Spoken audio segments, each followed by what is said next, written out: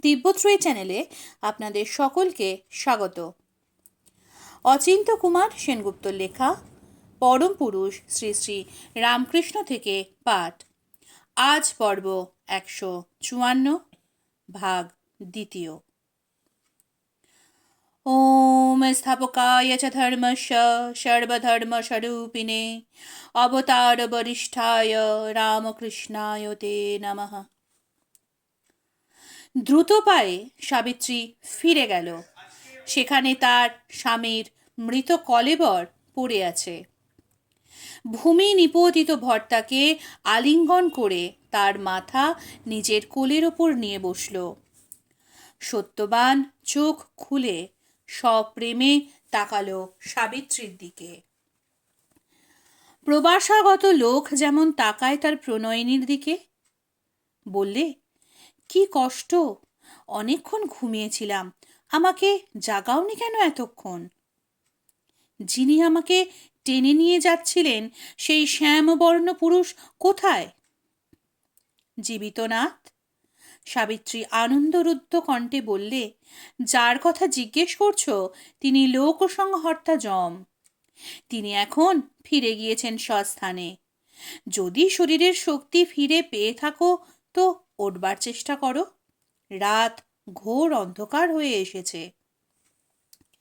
সত্যবান উঠে বসল। সমুদায় দিক আর অরণ্যানী নিরীক্ষণ করতে লাগল। বললে, সুমধ্যমে এখন বেশ মনে করতে পারছি। কাষ্ঠপাটন করতে এসেছিলাম, তোমার বাহুবন্ধনে ঘুমিয়ে পড়েছিলাম। তারপর স্বপ্ন কি সত্য কিছুই জানি না। ঘোর তিমির বর্ণ মহা তেজা পুরুষকে দেখলাম। সে কে? যদি তুমি কিছু জানো তো বলো। কাল বলবো। এখন তাড়াতাড়ি বাড়ি ফিরে চলো, তোমার মা বাবা উৎকণ্ঠিত হয়ে রয়েছেন। কিন্তু ভয়ঙ্কর বন, অন্ধ তমসে আচ্ছন্ন, কি করে পথ দেখবে? তবে থাক, আজকের রাত এখানে বসেই কাটিয়ে দিই। তুমি পীড়িত, দুর্বল, পথ চলতে অসমর্থ। ওই দেখো, এখানে ওখানে শুষ্ক তরু জ্বলছে, ওখান থেকে আগুন এনে কাঠ জ্বালায়। সে আগুনে তুমি তোমার শরীর গ্লানি অপনোদন করো। সাবিত্রী উঠে পড়ল। না না, এখানে রাত কাটাবো না, মা বাবার কাছে ফিরে যাব।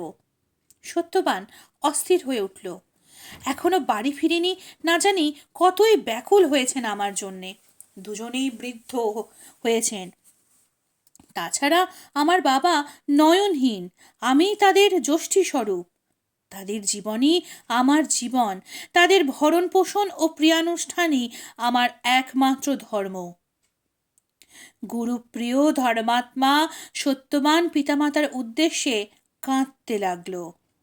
সাবিত্রী তার অশ্রু মার্জনা করে রাত্রের উদ্দেশ্যে বললে, যদি আমি কোনো তপশ্চর্যা করে থাকি তাহলে হে সর্বরী, আমার শ্বশ্রু, শ্বশুর ও স্বামীর পক্ষে কল্যাণকারিণী হও।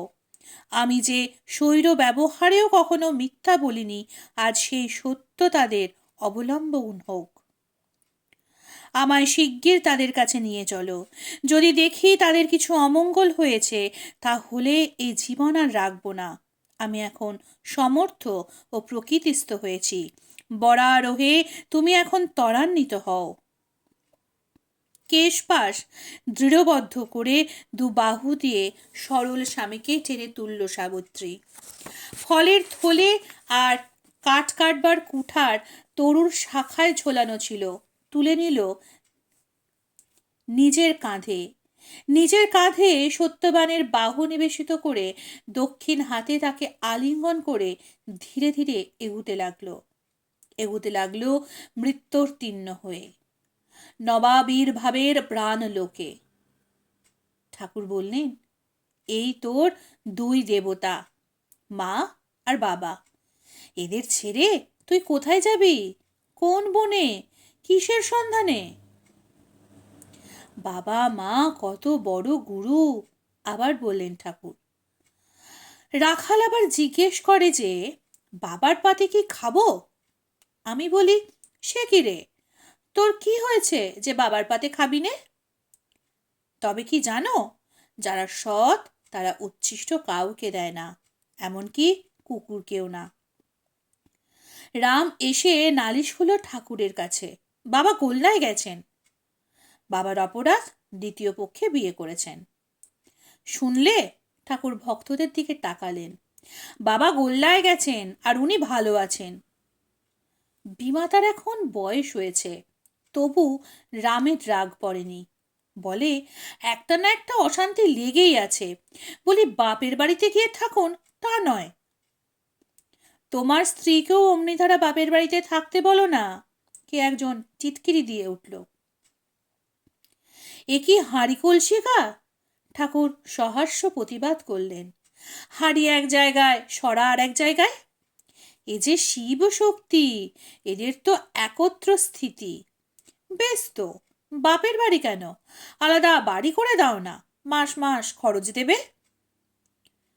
কিন্তু বাপ মা যদি কোনো গুরুতর অপরাধ করেন, তাহলেও কি তাদের ত্যাগ করা যাবে না? কে আরেকজন জিজ্ঞেস করল। কখনো না, মা দ্বিচারিণী হলেও ত্যাগ করবে না মাকে। ঠাকুর বললেন, গুরুপত্নীর চরিত্র নষ্ট হওয়াতে শিষ্য বললে, ওর ছেলেকে গুরু করা যাক। আমি বললুম, সে কি গো, ওলকে ছেড়ে ওলের মুখী নেবে? নষ্ট হলো তো কি হলো, তুমি তাকে ইষ্ট বলে জেনো। যদ্যপি আমার গুরু শুঁড়ি বাড়ি যায়, তথাপি আমার গুরু নিত্যানন্দ রায়। মা বাপ কি কম জিনিস গা, বললেন ঠাকুর। তারা প্রসন্ন না হলে ধর্মটর্ম কিছুই হয় না। যেই বাবা মা মানুষ করলো, তাদের ফাঁকি দিয়ে ছেলে মাগ নিয়ে যে বেরিয়ে আসে, হলোই বা না বাউল বৈষ্ণব। আমি বলি, ধিক। প্রাণ ফিরে পেয়েই সত্যবান চলল তাই তার গৃহ, তার বাপ মার কাছে, তার যুগ্ম দেবতা দর্শনে। কিন্তু প্রাণ ফিরে পেল কার তপস্যায়? কে সে মহিয়সী কৃতান্ত নিবৃত্তিনী? দুদিন নিরম্ব উপবাসে কাটালেন শ্রীমা। তারকেশ্বর মুখ তুলে চাইল না। তবু ছাড়ব না তোমার চৌকাঠ, ঠায় পড়ে রইলেন। তার ব্যাধি সারিয়ে দাও, তার অক্লেশ অব্রণ করো। তৃতীয় দিনের মধ্যরাত্রে হত্যা দিয়ে পড়ে আছেন শ্রীমা। হঠাৎ একটা শব্দ শুনতে পেলেন, যেন পরপর বসানো আছে মাটির হাঁড়ি, তা যেন একটার পর একটাকে লাঠির বাড়ি মেরে ভেঙে দিচ্ছে। ওই শব্দে জেগে উঠলেন শ্রীমা। কই, কিছু না তো, এর তবে মানে কি? হৃদয়ের গভীরে উত্তর পেলেন শ্রীমা। এ জগতে কে কার স্বামী, কে কার স্ত্রী? যিনি গড়বার গড়েছেন, যিনি ভাঙবার ভাঙবেন, সব সেই কামারের দোকানের হাঁড়িকুড়ি। মায়ার মেঘ সরে গেল এক মুহূর্তে। যা হবার হবে, যা করবার করবেন। আমি কেন আত্মহত্যা করি? আমার আত্মনিধন নয়, আত্মনিবেদন। অন্ধকারে হাতড়ে হাতড়ে মন্দিরের পিছনে এসে পৌঁছলেন। হাতড়ে হাতড়ে পেলেন স্নানকুণ্ড। অঞ্জলি করে জল তুললেন। পিপাসায় কণ্ঠ কাঠ হয়ে আছে, তাই দিয়ে শুষ্ক কণ্ঠ সিক্ত করলেন। দেখে যেন একটু বল এলো। হ্যাঁ, এবার ফিরতে পারবেন কাশীপুরে। দু ভাই রাম লক্ষ্মণ সশরীরে লঙ্কায় যাবে ঠিক করেছে। ঠাকুর গল্প বলছেন, কিন্তু সামনে সমুদ্র, তুষবার বাধা। লক্ষ্মণের ভীষণ রাগ হয়ে গেল। কি এত বড় কথা, সমুদ্র আমাদের বাধা দেবে? ধনুর্বার উত্তোলন করল। বললে, বরুণকে এক্ষুনি বধ করব। রাম তাকে বুঝিয়ে বললে, ভাই লক্ষ্মণ, চোখের সামনে যা দেখছো সব মায়া, স্বপ্নবৎ। সমুদ্রও মায়া, তোমার রাগও মায়া। একটা মায়া দিয়ে আর একটা মায়ার বিনাশ করবে, সেটাও মায়া। সেই নহবতখানার সাধুর কথা মনে নেই? কারো সঙ্গে কথা কইতো না, শুধু এক মনে ঈশ্বরের ধ্যান করত। একদিন হঠাৎ আকাশ কালো করে মেঘ এলো, আর দেখতে দেখতে সর্বনাশা ঝড় এলো হুড়মুড় করে। ঝড়ে উড়িয়ে নিল মেঘ। দেখা গেল আবার সেই আকাশ ভরা রোদের ঝিকিমিকি। সাধু ঘর থেকে বেরিয়ে এসে বারান্দায় নাচতে শুরু করলো, হাততালি দিতে লাগলো আনন্দে। ঠাকুর বললেন, আমি তাকে জিজ্ঞেস করলুম, তুমি ঘরের মধ্যে চুপচাপ থাকো, হঠাৎ বাইরে বেরিয়ে এসে আনন্দে নৃত্য করছো যে, তোমার হলো কি? হলো কি? সাধু বললে, মায়ার খেলা হলো। চোখের সামনে মায়ার খেলা দেখলুম। এই দিব্যি পরিষ্কার আকাশ ছিল, হঠাৎ কালো মেঘে ছেয়ে গেল দিক দিগন্ত। কোত্থেকে ঝড় এসে উড়িয়ে নিল মেঘ। আবার সেই পরিষ্কার আকাশ। মায়া শব্দের আসল অর্থ কি? আসল অর্থ হচ্ছে ভগবদ ইচ্ছা। শ্রীমা ম্লান মুখে ঠাকুরের পাশটিতে দাঁড়ালেন। ঠাকুর উৎসুক হয়ে জিজ্ঞেস করলেন, কি গো, কিছু হলো? পরে বুড়ো আঙুল নেড়ে বললেন, কিছু হবার লয়। জানো, আমিও সেদিন স্বপ্ন দেখলাম। ওষুধ আনতে হাতি গেল। মাটির নিচে ওষুধ পোঁতা।